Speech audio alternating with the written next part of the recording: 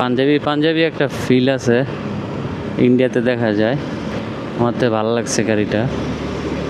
এই যে গাড়িটার লুক অস্থির।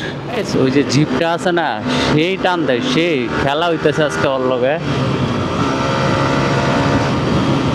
দেখি ওই কি পর্যন্ত টানে। কড়া পাওয়ার এই গাড়িগুলার, সেই টানে সেই। আজকে রোডে অনেক জ্যাম, বাস টানতে পারতেছি না। ওই ফাঁকা পাইলে এমন টান দেয়, করা করা। তো আমি ওর পিছু পিছু করতেছি, দেখি ওই কতটুকু টানতারে। ফিল তার মায়ের বাপ।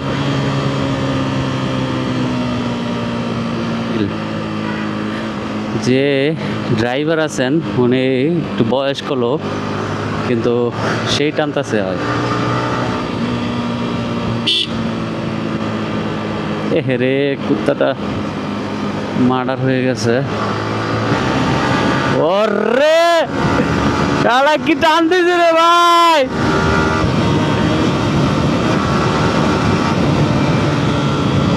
আমি তো মিটারে দেওয়ার সময় পাইতাছি না, কারণ সামনে ফোকাস।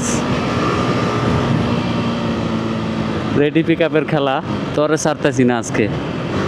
সেই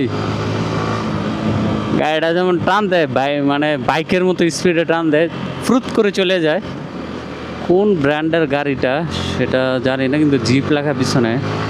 জিপ সম্পর্কে আমার অত একটা আইডিয়া নেই, যে এতটুকু জানি এগুলার প্রচুর পাওয়ার, হর্স পাওয়ার। পাহাড় পর্বতে এগুলো সেই চলে। 120-এ 25-এ টানে ভাই, 120-এ।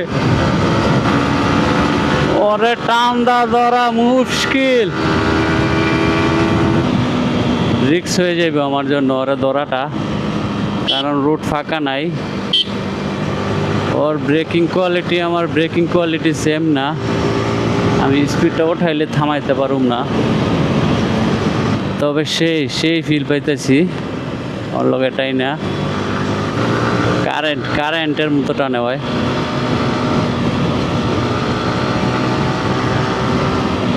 ওই যদি রোডটা ফাঁকা পাইতো হয় মনে হয় 150-তে টান দিত, 150।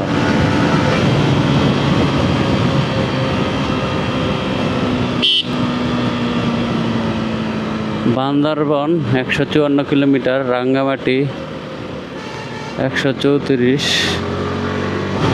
সোনা বন্ধু তুই কই গেলি রে, কই গেলি আমার সোনা বন্ধু? প্রাইভেট কারটা ঘটনা কি রে? এটা তো ঠিক না। তুই কোন ধরনের গাড়ি চালাস রে ভাই? এক লেনে চালা,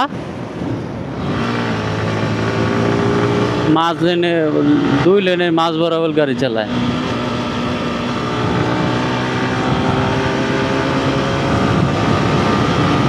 ওরে আর খুঁজে পাবো না, শেষ মামায়, খেলা খতম।